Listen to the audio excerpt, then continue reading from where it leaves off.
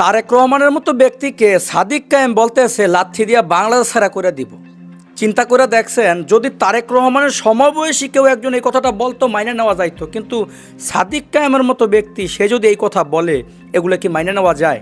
রাজনীতিতে শিষ্টাচার বলতে কিন্তু একটা কথা আছে, এই ভদ্রতাটা বর্তমানে রাজনীতি থেকে উঠে গেছে।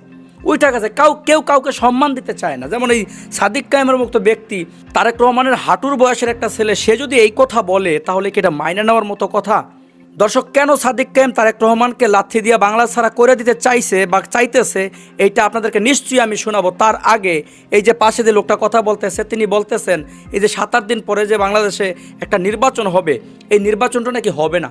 কেন হবে না নির্বাচন? কি কারণে হবে না? সমস্যাটা কোথায়? কেন নির্বাচনটা হবে না? চলুন তার মুখ থেকে শুনি। তারপরে আপনাদেরকে সাদিক কায়েম কেন তারেক রহমানকে উদ্দেশ্য করে এই কথাগুলো বললো, সেগুলো শোনাবো। আগামী 12 তারিখ কেন ডেভিল ইনুসের অধীনে 100 বছর পরে বা 1000 বছর পরেও বাংলাদেশে কোনো সংসদ নির্বাচন হবে না? নয়াকারে না, যদি বেশি বাড়াবাড়ি করা হয় তাহলে তারেক রহমানকে গ্রেফতার করা হবে। কারণ এরই মধ্যে তার অনেক ক্রাইম ডেভিল ইনুসের হাতে মুঠে চলে আসছে। প্রশ্ন করতে পারেন তাহলে 12 তারিখ কি নির্বাচন হবে, যেটা প্রকাশিত করে নাই, হাতের মধ্যে ধরে রাখছে 12 তারিখে রাষ্ট্রপতি ভোটাভুটি নির্বাচন হবে এবং 12 তারিখে নির্ধারণ হবে। 12 তারিখের মধ্যে ডেভিল ইনুস যমুনা থেকে বঙ্গভবনে আসার যে রাস্তাটা, সেটা পাকাপোক্ত করতেছেন। এই ভোটাভুটি নির্বাচন, অন্য কোনো কিছু না। এখন আমার কথা তো বিশ্বাস যাবে না, অনেক সময় ছোট মানুষ জানে না কি বলে না বলে। এই ভিডিওটা একটু ভালো করে দেখেন, কথাগুলো শোনেন। আপনারা গণভোটকে অস্বীকারও করতে চান, তারপরও ত্রয়োদশ জাতীয় সংসদ নির্বাচন বাংলাদেশে অতীতে অনুষ্ঠিত 12টি সংসদ নির্বাচনের মতো নয়। একটু সাউন্ড বাড়াই দিচ্ছি, কথাটা আবার একটু শুনেন, ভালো করে শুনেন। আমি আবারও বলি, বাংলাদেশের ত্রয়োদশ জাতীয় সংসদ নির্বাচন অতীতের 12টি জাতীয় এর আগে বিশ্বস্ত সূত্রের মারফত বাই জেনেই আমি আপনাদেরকে বলেছিলাম, ডেভিল ইনুস কেন ওর বাপ দাদা 14 গোষ্ঠী কবর থেকে তুলে এনে বাংলাদেশে নির্বাচন দেওয়া ওদের পক্ষে সম্ভব না, বিশেষ করে আওয়ামী লীগকে বাইরে রেখে। এখন যাই হোক, তারপর ডেভিল ইনুস কিন্তু এখানে দেখছেন যে ইনুসের ভাই ধর্ষক আলী রিয়াজ, সে মিডিয়ার সামনে একেবারে খুব সুন্দরভাবে স্পষ্টত বলে দিয়েছেন যে ইতিপূর্বে বাংলাদেশে যে 12টা সংসদ নির্বাচন হয়েছে, সেই নির্বাচনের মতো কইরা আগামী 12 তারিখের নির্বাচন না। ভালোভাবে তিনি বলে দিয়েছেন, আপনি কথিত জুলাই সনদকে মানেন আর না মানেন, নির্বাচন কিন্তু গণভোট হবে এবং গণভোট বিজয়ী হবে। আর এর আগে কিন্তু ডেভিল ইনুস এরা কিন্তু বলছে যে আগামী সংসদ নির্বাচন যেটা হইতেছে, ভোট গণনায় অনেক সময় লাগবে, এটা প্রকাশ করতে অনেক সময় লাগবে তাদের কাছে। যে সময়টা জাহাঙ্গীরনগর ছাত্র সংসদে লাগছিল, ডাকসুতে লাগছিল, দেখেন 3 দিন 4 দিন বসে ঘোষণা করতে লাগিয়ে গেছে, সেই সময়টাও এই নির্বাচনে আসবে এবং এর আগে গণভোটে তো সময় লাগবেই না, সেটা বিজয়ী হয়ে যাবে। সেই গণভোট বিজয়ীর মারফত বাই 72-এর সংবিধান এবং জুলাইয়ের সংবিধান কোথায় আসবে একটা বুঝতে পারছেন? হ্যাঁ, ঠেলাটা এবার যমুনা থেকে বঙ্গভবনে আসার রাস্তার মধ্যে পাকাপোক্ত হয়ে যাবে।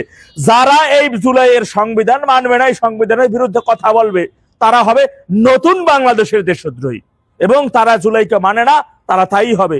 এবং তারা যারা 71 মুক্তিযুদ্ধ নিয়ে কথা বলবে, তারা ফ্যাসিস্ট, তারা আওয়ামী লীগের দোসর, তারা আওয়ামী লীগের দোসর হয়ে যাবে এবং সেই দোসর হইয়াই বিএনপিকে জাতা কলে পড়া হবে। তারেক রহমানের জন্য আমাদের কারাগারে আমাদের অসংখ্য ভাইরা সহযোদ্ধারা আছেন, তারা অপেক্ষা করতেছেন, তারা আপনার জন্য অপেক্ষা। এবং খালি তারেক রহমান না, বিএনপির আরো অনেকেই এখানে ঢুকতে যাবেন। সুতরাং এই 12 তারিখে এই মানে নির্বাচনকে কেন্দ্র করে এটাই বিএনপি এবং জামাত এবং ডেভিল ইনুসের ফোন্দাফোন্দি, এখানে আমাদের অত মাথা কামানো নাই। কেননা নির্বাচন বয়কট বা নির্বাচনের বিষয় আমাদের নেতৃত্ব রকমের কোনো শক্ত কোনো আমাদের কোনো যেহেতু আমাদের উপর কোনো নির্দেশনা নাই, সেটা আমরা আমাদের যে নির্দেশনা আছে আমরা সেই নির্দেশনাগুলো পালন করব। সাম্প্রতিক সময় জননেত্রী শেখ হাসিনা একটি আন্তর্জাতিক শক্তিশালী মিডিয়া অ্যাসোসিয়েটেড প্রেস এপি বার্তা সংস্থাকে একটি সাক্ষাৎকার তিনি দিয়েছেন, যে সাক্ষাৎকারে আবার সিএসবি নিউজ, আমেরিকান একটি নিউজ, সাক্ষাৎকারটা প্রকাশ করেছেন, যেখানে নির্বাচন থেকে নির্বাচন প্রত্যাখ্যান করলেন শেখ হাসিনা, নির্বাচন নিয়ে নতুন অনিশ্চয়তা। দেখবেন এই নির্বাচনে এই নিউজের হেডলাইনে বা কভার ফটোতে নেত্রী যে ছবিটা ব্যবহার করছে, বিদেশি সৈনিকগণের সামনে সেই রাষ্ট্রীয় সালাম অবর্তমান সামনে দিয়ে নেত্রী হেঁটে যাচ্ছেন, এমন একটা ছবি। এটাও কিন্তু একটা বার্তা বিশেষ। তো যাই হোক, এখানে কথাটি নেত্রী যে কথাটি বলছেন সাক্ষাৎকারের একটি জায়গায়, সেখানে তিনি উল্লেখ করেছেন প্রতিবার যখন জনগণের একটি বড় অংশকে রাজনৈতিক অংশগ্রহণ থেকে বঞ্চিত করা হয় তখন তা ক্ষোভ বাড়ায়, প্রতিষ্ঠানগুলোর বৈধতা ক্ষুণ্ণ করে এবং ভবিষ্যতের অস্থিরতার ভিত্তি তৈরি করে।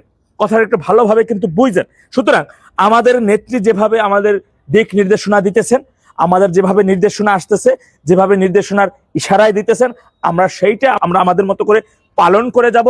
সুতরাং এই নির্বাচনে 12 তারিখে নির্বাচন, এটা দেখতেছেন তো, নির্বাচন আগ পর্যন্ত এই পর্যন্ত বিএনপির থাপড়াথাপি কম করে নাই।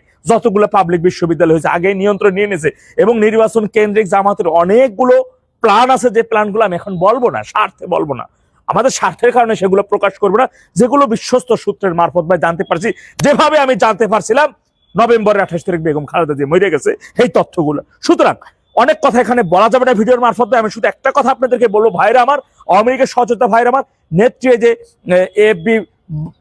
এপি বার্তা সংস্থা যে সাক্ষাৎকারটা দিয়েছেন, সেখানে কথাটা খুব সুন্দর করে আশা করি আপনারা বুঝতে পারছেন। দরকার স্ক্রিনশটটা আমি কমেন্ট বক্সে দিয়ে দেবো, সেখান থেকে ভালো করে পড়বেন, বা অনেকে হয়তো এটা পেয়ে গেছেন এখন সেই সাক্ষাৎকারটা।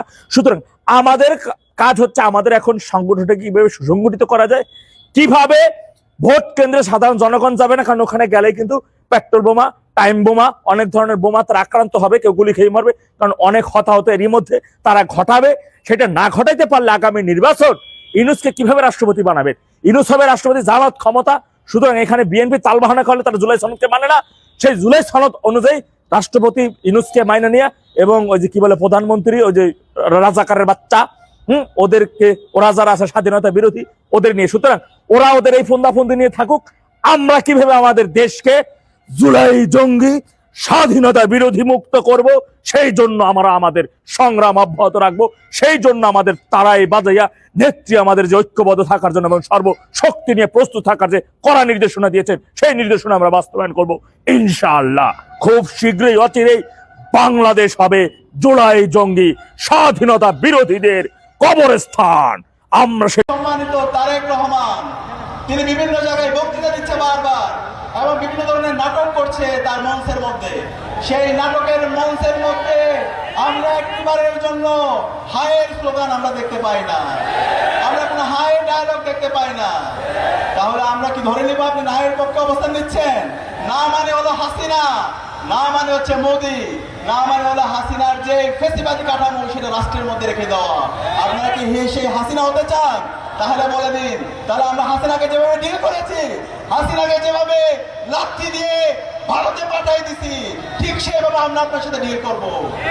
সুতরাং আপনার অবস্থান পরিষ্কার করেন, এখনো সময় আছে। আমরা আশা করব আপনারা আপনাদের অবস্থান পরিষ্কার করবেন। সম্মানিত তারেক রহমান, তিনি বিভিন্ন জায়গায় বক্তৃতা দিচ্ছে বারবার, এবং বিভিন্ন ধরনের নাটক করছে তার মঞ্চের মধ্যে। সেই নাটকের মঞ্চের মধ্যে আমরা একটিবারের জন্য হায়ের স্লোগান আমরা দেখতে পাই না, আমরা কোনো